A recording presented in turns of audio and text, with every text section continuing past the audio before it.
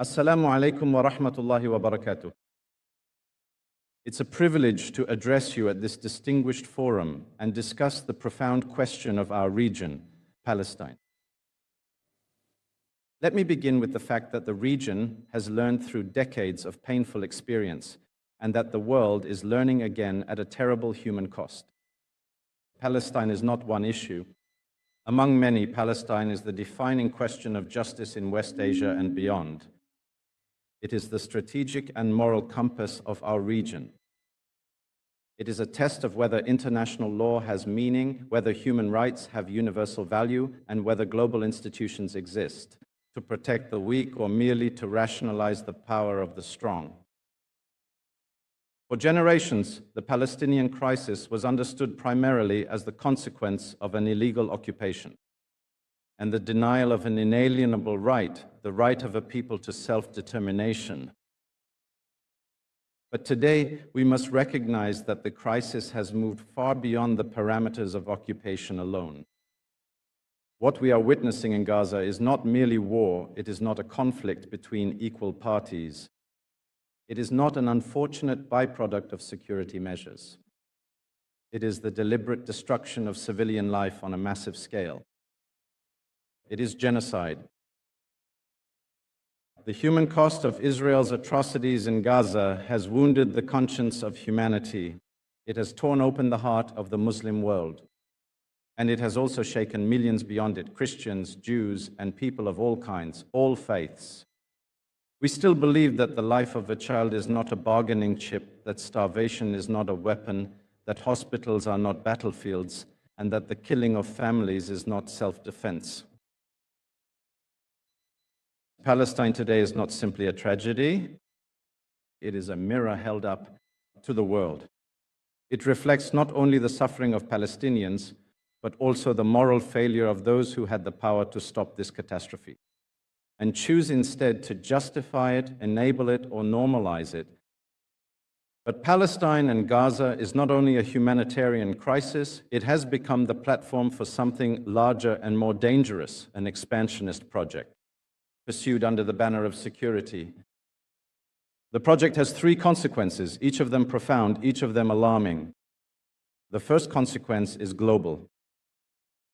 The Israeli regime's conduct in Palestine and the impunity granted to it have deeply damaged the international legal order.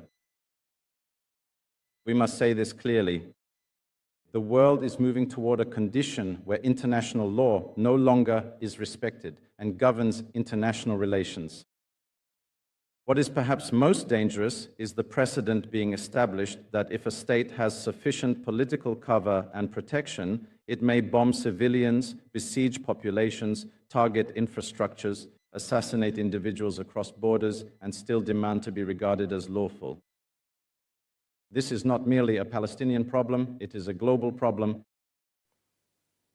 We are witnessing not only the tragedy of Palestine, but the transformation of the world into a place where the law is replaced by force. The second consequence is regional. Israel's expansionist project has had a direct and destabilizing impact on the security of all countries in the region. The Israeli regime now openly violates borders. It breaches sovereignties. It assassinates official dignitaries. It conducts terrorist operations. It expands its reach in multiple theaters.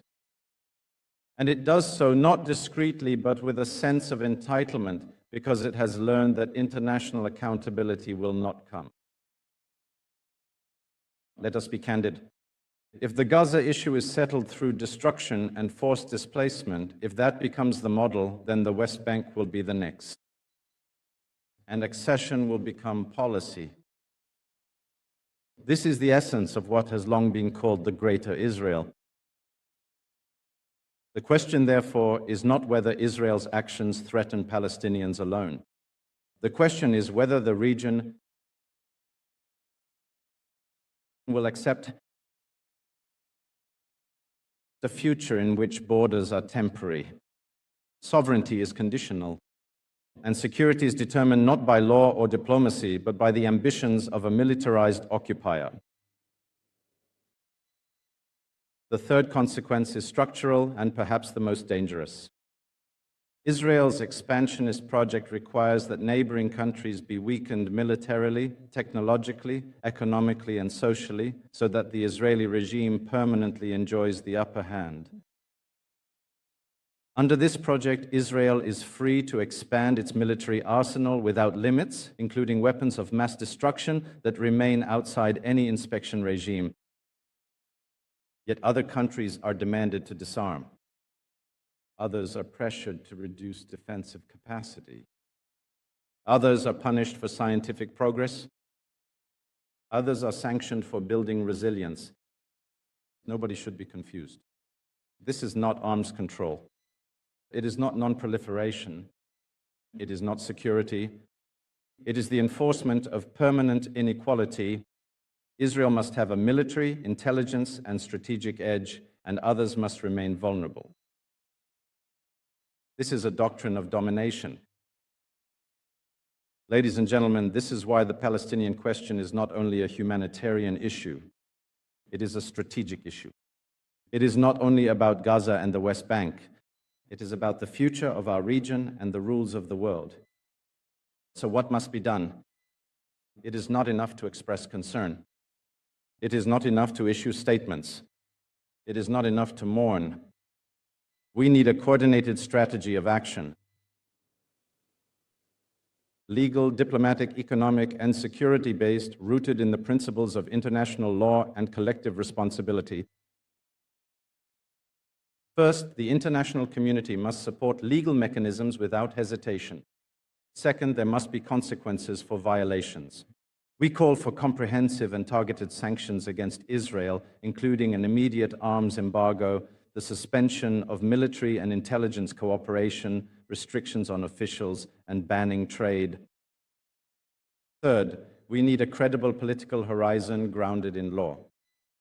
The international community must affirm the end of occupation, the right of return and compensation in accordance with international law, and the establishment of a unified and independent Palestinian state, with Al-Quds al-Sharif as its capital. Fourth, the humanitarian crisis must be treated as a matter of urgent international responsibility. Collective punishment must never be normalized. Fifth, regional states must coordinate to protect sovereignty and deter aggression. The principle must be clear. Security cannot be built on the insecurity of others. And finally, the Islamic world, the Arab world, and the nations of the global South must build a united diplomatic front. The Organization of Islamic Cooperation, the Arab League, and the regional organizations must move beyond symbolism toward coordinated action. Legal support, diplomatic initiatives, economic measures, and strategic messaging. This is not about confrontation. It is about preventing the region from being reshaped by force. Dear colleagues, let no one miscalculate. A region cannot be kept stable by allowing one actor to act above the law. The doctrine of impunity will not produce peace. It will produce wider conflict. The path to stability is clear. Justice for Palestine, accountability for crimes, an end to occupation and apartheid, and a regional order built on sovereignty, equality, and cooperation. If the world wants peace, it must stop rewarding aggression. If the world wants stability, it must stop enabling expansionism. If the world believes in international law, it must enforce it consistently and without double standards. And if the nations of this region seek a future free from perpetual war, they must recognize this fundamental truth. Palestine is not merely a cause for solidarity. It is the indispensable cornerstone of regional security. Thank you so much for your attention. Iran's Foreign Minister Abbas Araghchi delivered a forceful keynote address at the Al Jazeera Forum in Doha, describing the situation in Gaza as genocide and calling for immediate international accountability against Israel. The speech, which drew attention from regional and international media, framed the Palestinian crisis not as a standalone humanitarian issue, but as what Araghchi called the defining question of justice in West Asia and the strategic and moral compass of the entire region, according to footage broadcast by Al Jazeera. Araghchi opened by arguing that the crisis in Gaza has moved far beyond the parameters of occupation. He stated that what is happening is not merely war, not a conflict between equal parties, and not an unfortunate byproduct of security measures. He described it as the deliberate destruction of civilian life on a massive scale. The foreign minister said the human cost has, in his words, wounded the conscience of humanity and torn open the heart of the Muslim world, while also shaking millions beyond it, including Christians, Jews, and people of all faiths who believe that the life of a child is not a bargaining chip and that starvation is not a weapon. He described Palestine as a mirror held up to the world, one that reflects not only the suffering of Palestinians, but also what he called the moral failure of those who had the power to stop the catastrophe and chose instead to justify it, enable it, or normalize it. He argued that Gaza has become the platform for something larger and more dangerous, an expansionist project pursued under the banner of security. The speech then shifted to what the Iranian foreign minister described as three profound consequences of Israel's conduct, each of which he called alarming. The first, according to Araghchi, is global. He argued that the impunity granted to Israel has deeply damaged the international legal order. He warned that the world is moving toward a condition where international law no longer governs international relations, and that a dangerous precedent is being established, that if a state has sufficient political cover, it may bomb civilians, besiege populations, target infrastructure, assassinate individuals across borders, and still demand to be regarded as lawful. The second consequence, Araghchi said, is regional. He accused Israel of openly violating borders, breaching sovereignties, assassinating official dignitaries, and conducting what he called terrorist operations across multiple theaters, all with a sense of entitlement because it has learned that international accountability will not come. He pointed to recent Israeli military operations in Lebanon, Syria, and the occupied territories as evidence of what he described as an expanding pattern of aggression that treats neighboring states as extensions of a battlefield with no recognized boundaries. The foreign minister was blunt in his warning about what comes next. If the Gaza issue is settled through destruction and forced displacement, he said, then the West Bank will follow and annexation will become official policy. He described this as the essence of what has long been called Greater Israel, a project he argued is already underway through settlement expansion, land confiscation, and the systematic erosion of Palestinian institutions in the occupied West Bank. Araghchi told the forum that this is not a hypothetical scenario, but a trajectory that is visible to anyone willing to look at the facts on the ground. The third consequence, which Araghchi described as perhaps the most dangerous, is structural. He argued that Israel's expansionist project requires neighboring countries to be weakened militarily, technologically, economically, and socially, so that, in his words, the Israeli regime permanently enjoys the upper hand. He pointed to what he called a system of enforced inequality, where Israel expands its military arsenal without limits, including weapons of mass destruction outside any inspection regime, while other countries are demanded to disarm, pressured to reduce defensive capacity, punished for scientific progress, and sanctioned for building resilience. Araghchi argued that this is not arms control, but what he called the enforcement of permanent inequality. He described Israel's strategic doctrine as one of domination, where one state must maintain a permanent military and intelligence edge while all others remain vulnerable.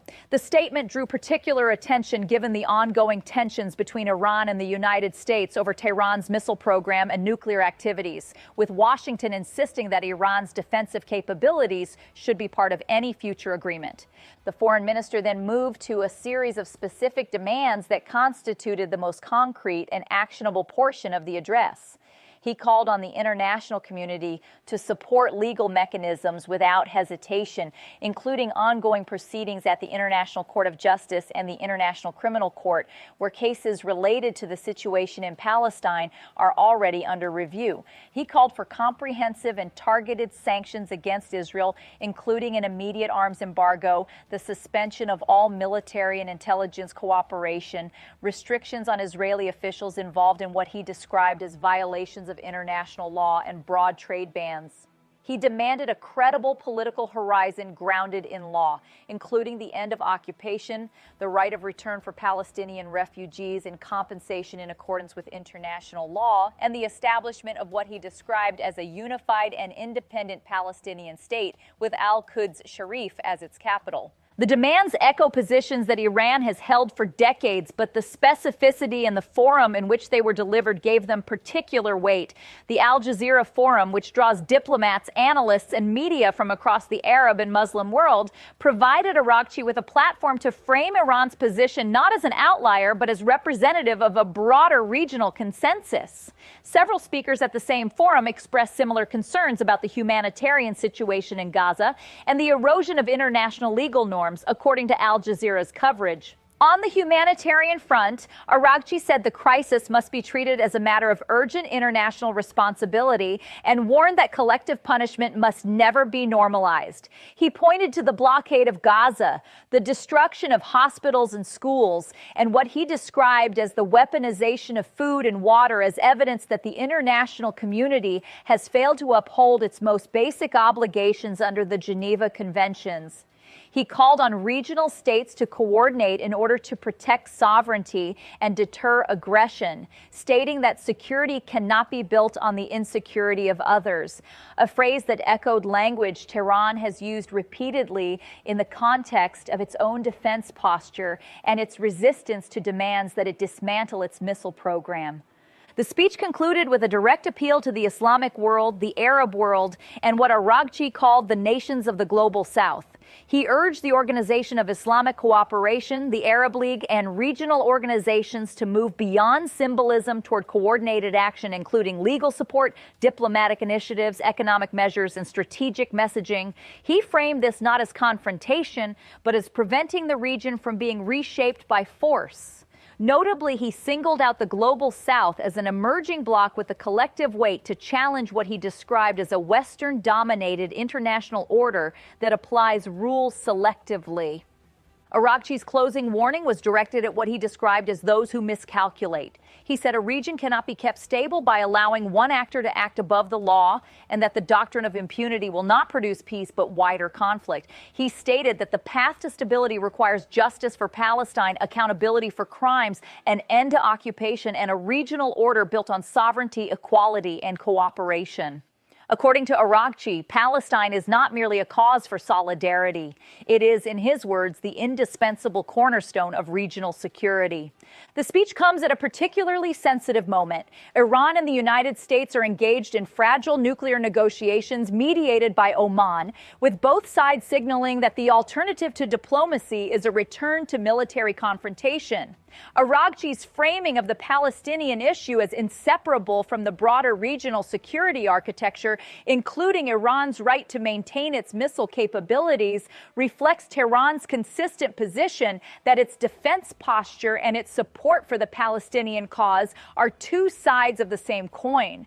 The repeated references to permanent inequality and the demand that other nations not be forced to disarm, while Israel maintains an unchecked arsenal, were widely interpreted as a direct commentary on the pressure Iran faces in nuclear and missile talks with Washington. Regional analysts say the Doha address was calibrated to rally diplomatic support from the global South, while